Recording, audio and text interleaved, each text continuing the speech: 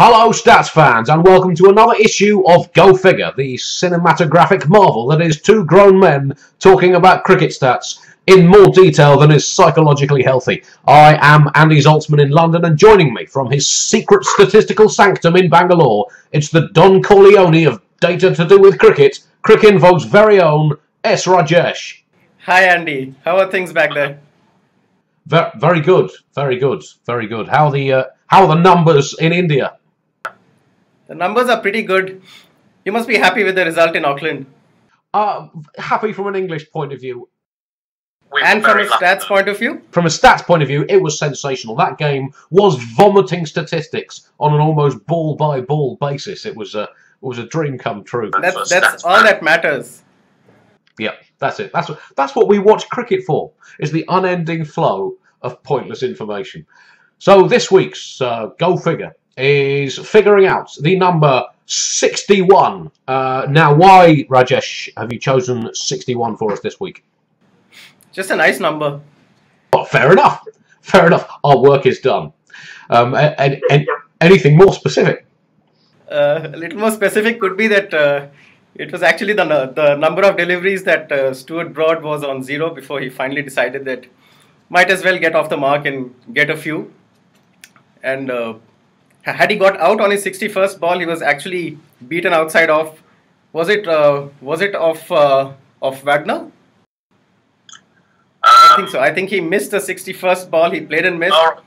Yeah. Had he nicked that, it would have been the second longest duck in Test cricket.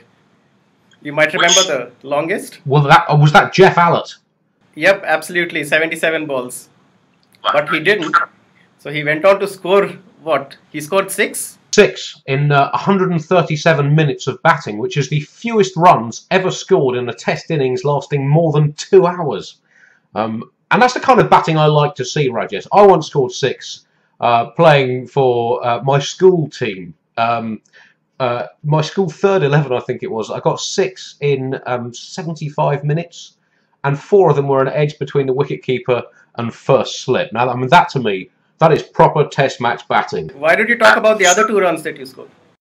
That I can't remember. I mean, it just doesn't matter. It's 6 in the scorebook, and that's all that counts. So indeed, Broad faced 61 dot balls, as you say, before he scored a run. On his 62nd ball, he got off the mark, and that matched his longest Test inning since July 2011, which was a 62 ball effort in Abu Dhabi in January of last year. That's 19 innings ago. Broad also scored 61 in the Leeds Ashes Test of 2009, but then he scored them off 49 balls. But England had already lost that game, essentially, so this 6 off 77 was actually probably a better innings than the 61 off 49. Isn't Test cricket fantastic? Absolutely, and context means everything. But you know that the least number of runs scored of 61 balls was against England, and it was by an Indian batsman who was actually in office quite recently. Rahul Dravid in 2001 scored 3 runs of 61 balls, and that was in the 2001 series of the Nasser Hussain fame. Yep, and of Ashley Giles, he faced 34 balls and didn't score a run. Now, wouldn't Ashley Giles be proud of that record? Yeah, I think Ashley Giles probably would be proud of that. I mean, that sounds like the world must have nearly stopped turning.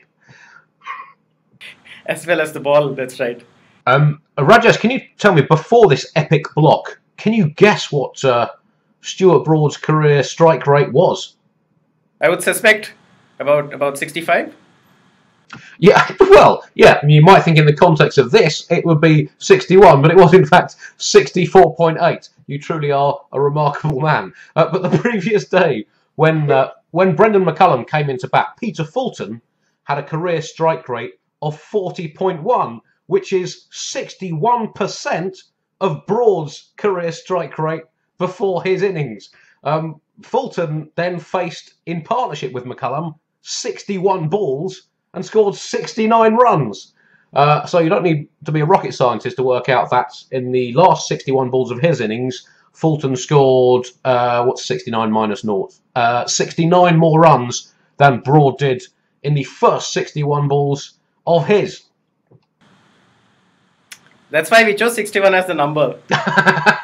Also, 61 is Broad's strike rate with the ball since January 2010, coincidentally. Here for the here's another hanging this around the number 61 from the start of the Pakistan series in 2010 to the end of England series with West Indies last summer in 2012. England used 8 specialist bowlers. All but one had a strike rate under 61. The exception being Monty Panesar, whose strike rate was 70, but had a good average of 25, like all those 8 bowlers, averaging under 30. But in the 10 tests England have played since that West Indies series, perhaps not entirely coincidentally, since Tino Best went ballistic on them at Edgbaston in that legendary innings of 95 at number 11. England have used 6 frontline bowlers. Only one of them has a strike rate under 61, and that's Finn, whose strike rate is 59, but his average, like all the others, is over 33. So it shows kind of the decline in England's bowling since the middle of the last English summer. I think you must inform Tino West about that. He would tweet it. Yeah, he would tweet it to the world. Yeah, he's the most influential batsman in world cricket over the last year, Tino West, for that one innings. He destroyed England. Not only that, he helped a lot of other teams as well. Yeah, he is the one reason South Africa is number 1 in the world rankings. It's nothing to do with Amla, De Villiers, Callis, Steyn, Philander, or any of the rest of them. It's all Tino Best's fault. All his. And 61 was also the number of maiden overs that again New Zealand bowled against England in 2008, which is the most number of maidens bowled by any team to England since 2000. They bowled 61 maidens, and England scored 348 in 173.1 overs, and they eventually lost that match in Hamilton. In the second innings, they were bowled out for 110 in 55 overs. If you work out their run rate in each of the innings, it's almost exactly 2 runs per over. So even though they didn't win, it was probably the most precise performance in terms of going at the same rate over both innings. 61, moving on from England-New Zealand for a bit, also Murali Vijay's average in the series just concluded between India and Australia. One of 5 Indian batsmen to average over 50, which is 5 more batsmen averaging over 50 than they had averaging over 40 in Australia just over a year ago. Conditions make all the difference. And the most runs scored of 61 balls in any international innings is by Adam Gilchrist. Not a surprise. He scored 91 in an ODI against New Zealand. And also in a test match, the most runs scored of 61 balls, again Adam Gilchrist. 55 in, what was that? 55 in a test match against India in Perth.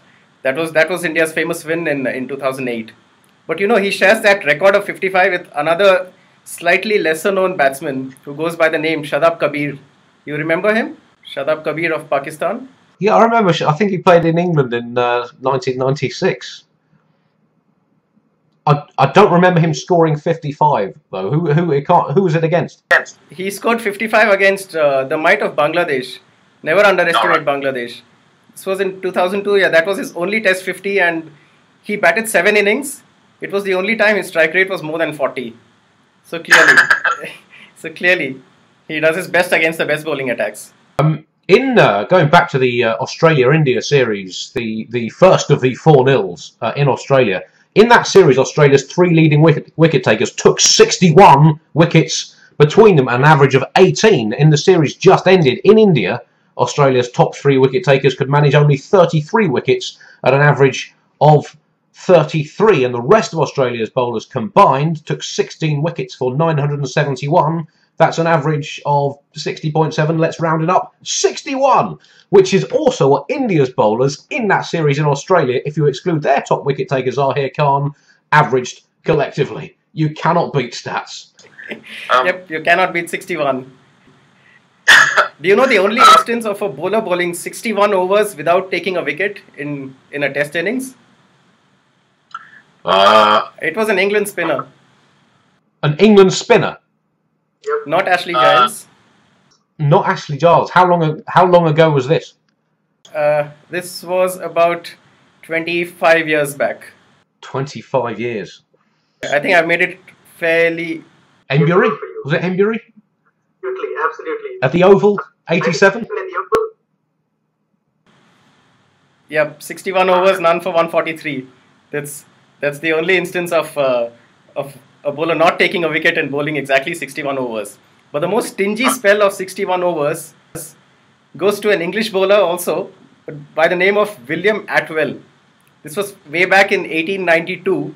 He bowled 61 overs, 32 maidens, and conceded 51 runs. This was in a timeless test against Australia, 1892. And do you know how many Australia scored in that innings? They scored 236 runs in 191.5 overs. That's an amazing run rate of 1.23 runs per over. That is amazing. That's amazing batting. You would have thought they might have just got a few edges to bump that rate up.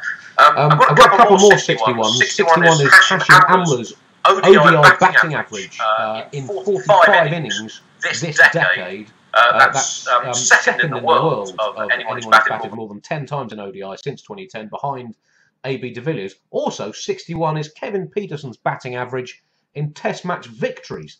Now, in fact, he, Cook, Trott and Bell, the four linchpins of England's batting in recent years, all average between 60.9 and 63.0 in victories. They also all average between 54 and 58 in draws, and in defeats they all average between 27.5 and 28.6. So clearly England's key batsmen all succeed together and fail together and do adequately together. It's an amazing kind of closeness of stat. Also, that's teamwork for you. That's right, which can work both ways, clearly. Yep, 61 was also West Indies' score in the Headingley Test of 2000 when they were bowled out for 61, a two-day test match which gave England their first innings victory against West Indies in something like 34 years, during which period they lost by an innings to West Indies. Feels like 61 times, it wasn't. It was around 12 times. 61 was also West Indies' score in the 2012 World Cup against Bangladesh, when they were bowled out and Bangladesh won their customary beat the big team once in a World Cup kind of performance. That was also West Indies' score in 61. So two links with 61 that Windies won't be very proud of. So I thought we can just turn that 61 round just to get a quick 16. That's a number of players used by Australia in the Test series in India. Only the third time in their history that Australia have used more than 15 players in an overseas series, which shows the sort of uncertainty in their selection at the moment. Which shows the indiscipline as well. It's all to do with indiscipline. And in fact, 16 was also the number of balls that Yuvraj Singh faced in that T20 match against England in that 2007 T20 World Cup in Durban. And of course, that innings has been made famous by the very person because of whom we have chosen the number 61. Six sixes, one over. 6-1. It was Stuart Broad. The least number of runs scored of 16 balls in a T20 match is by that defensive, stodgy opener called Chris Gayle. In the T20 World Cup final last year, he scored 3 runs of 16 balls. Clearly, he needs to have a chat with Yuvraj and pick some tips about T20 batting. Of course, and I think that's a lovely way to wrap up this. Delving into this glorious number 61. Thanks again for listening and or watching and or ignoring this videocast from me in London and Rajesh in Bangalore. Goodbye.